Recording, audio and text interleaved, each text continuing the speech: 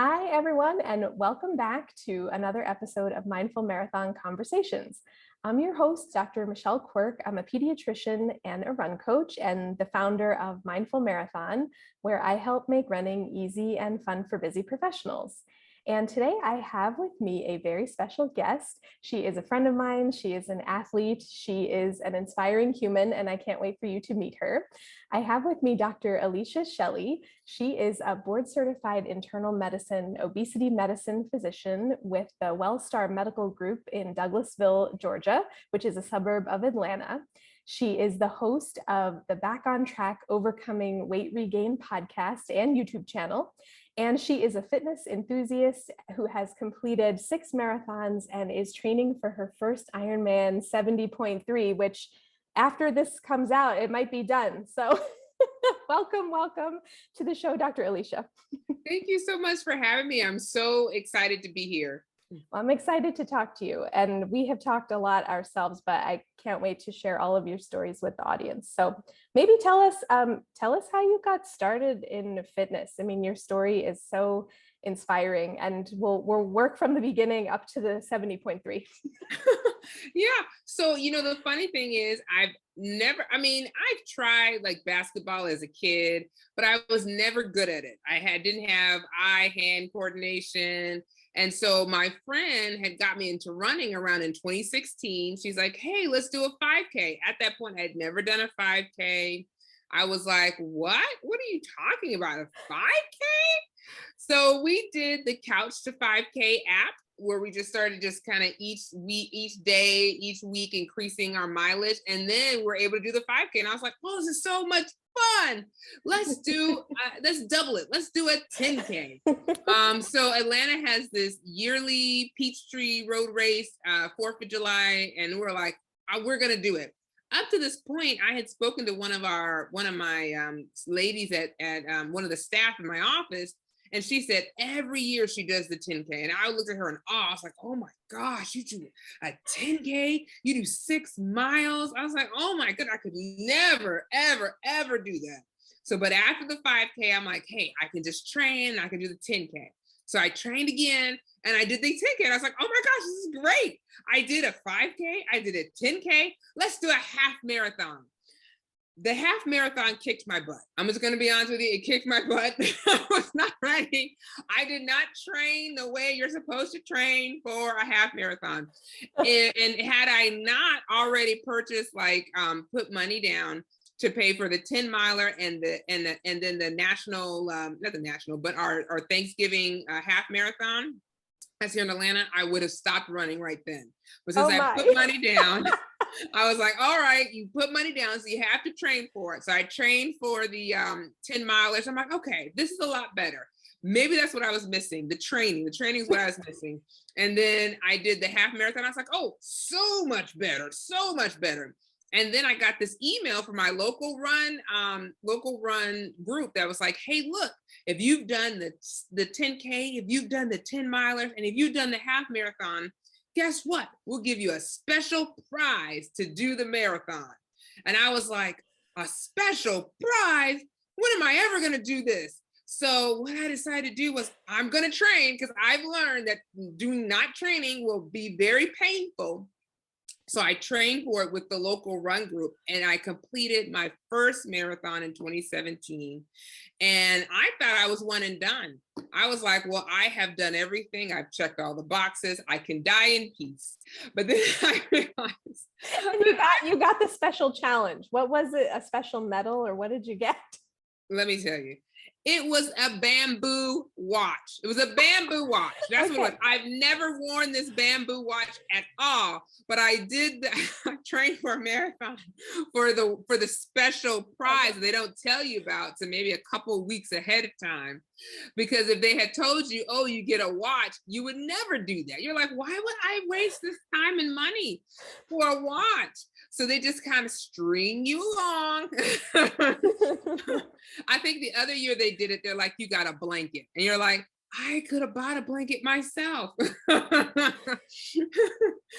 oh my, I know. I had many friends who got roped into a lot a lot of races that way. And especially, I mean, I'll call Disney out on that, but a lot of my friends, my Run Disney friends, it's like, well, like if you do, the 2 and you get a separate medal, and then you end up all of a sudden you're doing the dopey challenge and you're doing like 4 races and it's crazy.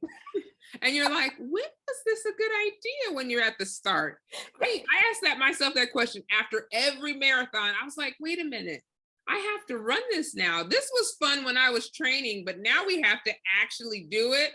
When was this a good idea? Okay, I'm sorry. Continue your story. Sorry. Yes. So I'm sorry. So I completed my first marathon, but then I was hooked. I was like, you know what? It's not just about the running. It's about all the preparation. It's about the person you have to become to complete this race. You have to be consistent with running. You have to be able to go and actually schedule your time so you can run on the long run on the weekends, and then your short run during the week. Like, it just became an addiction for me. And so now I'm running a lot. Like I mentioned to you, I've done 6 marathons. My goal is to do all the Abbott marathons. And so over the years, I've seen myself get faster. I've seen myself get better. Now this year, 2022, I'm challenging myself with an Ironman. I'm doing an Ironman half, which is the Ironman 70.3 in May. And then I'll be doing the full Ironman in September. So that is my challenge for 2022. Amazing. I mean, my biggest question is, how do you find the time? Mm-hmm. I know it's training for a marathon is a lot of time. Like I have felt that, and I've only done like 2 sprint triathlons, and that was a lot of time, just sort of the getting to the place where you have to swim and then fitting in it's different. Now I can just kind of roll out of my house and tie on my running sneakers to go run, but fitting in the cycling and the swimming is a whole different ballgame. So how do you find the time in your busy schedule? Yeah, it is difficult. So this is a part-time job. Okay. This is a part-time job. Yeah. How I do it is I will exercise in the morning and I'll exercise in the evening. Mm-hmm. So let's say, for example, how my schedule will look is that on Mondays, I'll do swimming in the morning, and then I'll do strength training with the personal trainer, Monday afternoons. Mm-hmm. Tuesday, I will do Peloton, which is kind of my bicycle training in the mornings. And then I'll go run with my training coach and with the Atlanta Triathlon Club on the evenings. And then on Wednesday, she'll have me running in the mornings. So I'll run in the mornings. I swim in the mornings, and then I have the rest of the day off. Okay. And then Thursday, we'll do Peloton in the morning, and then we'll do the run in the afternoon. And then Friday, we'll do swim, and then we'll do the personal trainer with strength training in the evening. Saturday, we'll do either the bicycling with a brick, meaning that we'll do the bicycle for how many hours or miles that she decides, and then we'll do a brick run right afterward. Because when you get off the bicycle and you start running, your legs feel like mesh. Like it just feels like Jello.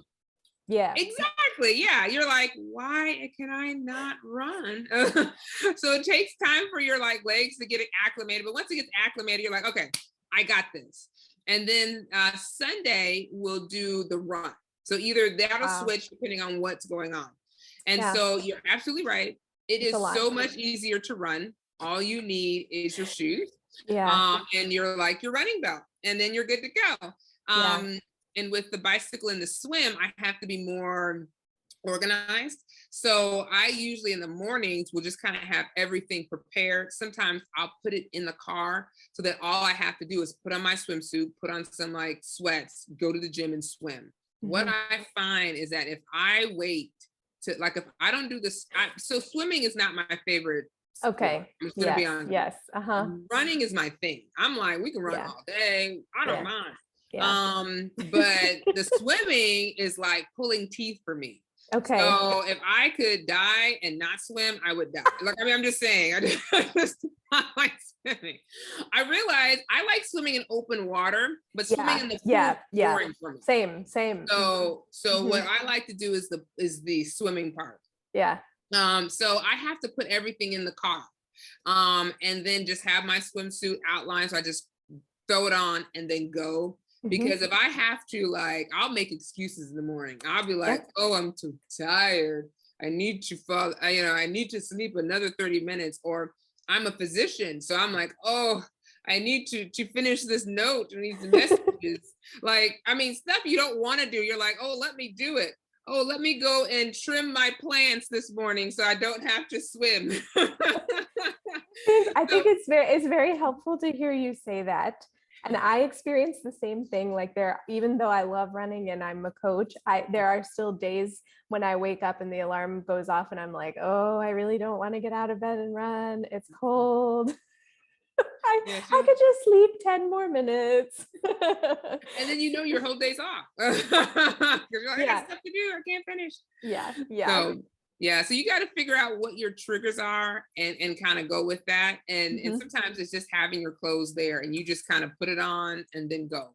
Yep. I do the same. I like, if I'm feeling very well prepared, and this is do as I say, not as I do, because sometimes I forget, but the night before, ideally, I put out the running clothes for the morning and like just stack everything so you can roll out of bed and just put it on. And once it's on and I'm in motion, it's like, okay, I can get out the door. But sometimes it's just, I'm very sluggish in the morning. Yeah. And who wants to do it? And especially if you're running your long run on the weekends, you're like, oh, I need to rest. I've been working so hard. Yes. I need to rest. Oh my goodness. Yeah. So for my last marathon was November 2021. November 2021. Okay. I would have to wake up early on Saturday morning because my Saturday was so full. And so I would be waking up at 5 a.m. And if I didn't have my stuff out, I would just be lost.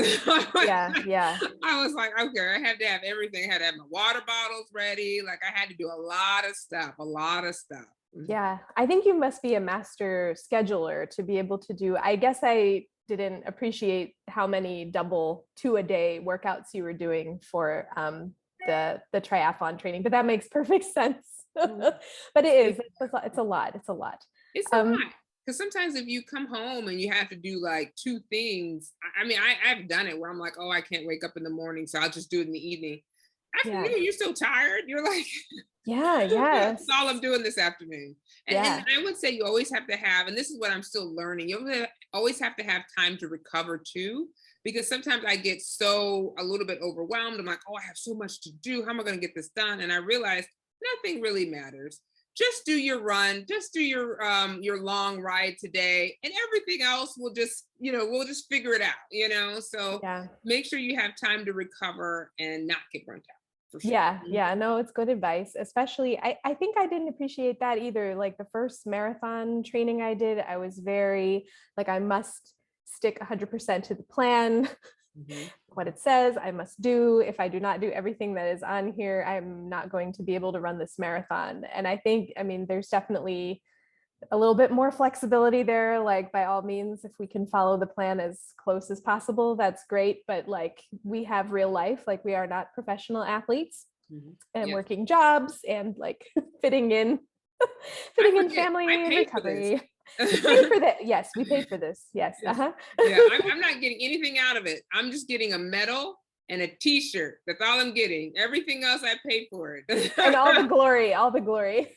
And then I can brag to my friends. Now that has also helped me keep a marathon. I remember, let me tell you. So I did a marathon in Cleveland, and I did school in Cleveland. So the marathon was in May, and I'm like, oh, May, it'll still be cool. It'll be great. It was like 78 to 80 degrees that day, and it was so hot. I started cramping, and so many people started cramping during this marathon. And I got to the point of cramping. I was in tears. I had to stop in the medical tent. They like stretched me out, gave me an Advil, and they're like, "Do you want us to take us back to the front?" And you want to know what stopped me from like just getting a did not finish? First of all, I saw people walking and I was like, wait a minute, if they're walking, I totally can walk. This is too hot. And then secondly, I was like, what am I going to tell people when I get back to work? I didn't finish. I was like, oh no, you just crossed my name off. I am going to walk. I walked 13 miles. Oh my gosh. Miles, amazing. because I refused to get a do not finish because number one, everyone else was walking. And number two, how am I going to be able to tell people? Yeah. So, that was the last marathon Tony and I ran was the Disney marathon right before the pandemic, like January 2020, and it was hot. It was like boiling. Like Florida in January, like it can be cold, it could be hot, it could be nice. You never know. But it was like 70, I think, when we started at like 5 a.m. or something, and it just as soon as the sun came up, it was like boiling. There was a lot of walking, a lot of water, and a lot of walking. You have to, because if you don't like hydrate, make sure you have your electrolytes. I learned about electrolytes and salt tablets after that race. I was like, so we need to rethink something. The cramps are not fun, everybody. The cramps are not fun. No. I know there's so many things to think about. Well, like taking just a step back for beginners out there, or for people who are like, this is amazing, but I cannot fathom, an Ironman right now at this point in my life. Do you have advice for people just getting started, maybe looking back on your own running? You've given us some tips already, but always looking for the beginners out there. Oh yeah. So for the beginners, what I tell people is you have to run your own pace. I am not the fastest runner. I am never going to win the race, but I will finish. And that's my goal each and every time. And a lot of times I was not very athletic growing up. I started racing in 2016. And that's because, I started with the 5K to couch to 5K app. And so a lot of times it's just starting small, starting with like the 5K app, or starting with Dr. Michelle's mindful marathon virtual 5K that's coming up, or actually this weekend, coming up in the fall, and just kind of working with her to kind of take one small baby step. A lot of times it's hard for us to kind of implement a lot of these habits in our lifestyle. But if we just schedule it, even if it's just 30 minutes of walking, you will be so surprised how far you go. I have patients who I work with to help with weight loss. And I had this one patient and she was so surprised. She's a teacher. So she would walk and get really short of breath just walking from her car to her classroom because it was on the second floor. But when she started walking just 30 minutes a day, before you know it, she was rocking around the school. And so a lot of times it's just starting, saying and deciding that today I'm going to make a change and that I can do this. So that would be what my suggestion is to the beginners. Know that you can do this. Yes, I'm doing the Ironman, but guess what? It's 2022. I started 8 years ago, 8 years ago. I think, make sure my math is right. Doing a 5K. I couldn't even fathom doing a 5K. So know that if I can do it, so can you. But what helps is just number one, believing, and then number two, starting. Yeah. And I think starting small is really the key, because a lot of times we have these big goals, but we can get burned out on training just as much as like diving in, a little bit too much too fast. And then we're like, why did I sign up for that? And this is way too much. Yeah, me too. But yeah, taking sort of the slower and steady approach and walking consistently most of the days of the week will go really far when you begin. But yeah, I think the 5K is a very accessible distance for people just starting out. So yeah, we don't have to go right to the marathon. I mean, you can if you want, but yes. But start with the 5K, trust me. And make sure you do the training. Make sure you work with Dr. Michelle. Because let me tell you, that half marathon kicked my butt, okay? It was a Divas marathon, a half marathon. And let me tell you, they actually, in the Divas half marathon, they have the firefighters that give you the champagne at the end. We were so behind that the firefighters were on our bus to go back to the car. They were all dressed up. There was no champagne left. We were just like, I can't believe I made it. They were like, we're glad you came, you know? So training is important. And so just make sure you have a coach, make sure you have somebody that will encourage you and have a support system. Mm-hmm. Oh, I love all of that. Oh my goodness.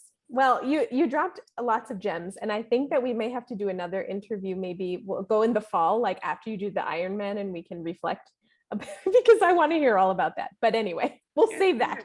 Tell everybody where they can find you.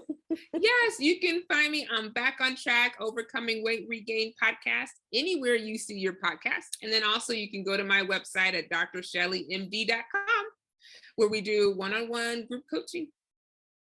And I will leave all of the links below, especially to the podcast. It's fabulous. And thank you, everybody, for listening. Thank you for joining us. Good luck with the race next weekend. I can't wait to hear how it goes. Thank you. Thank you so much for joining us for this episode. If you liked it, please subscribe and share it with a friend. And if you are a newer runner or a runner who hasn't run in a while and you're looking to get back into the sport, you can find out how to work with me over on my website, which is mindful-marathon.com. See you on the next episode.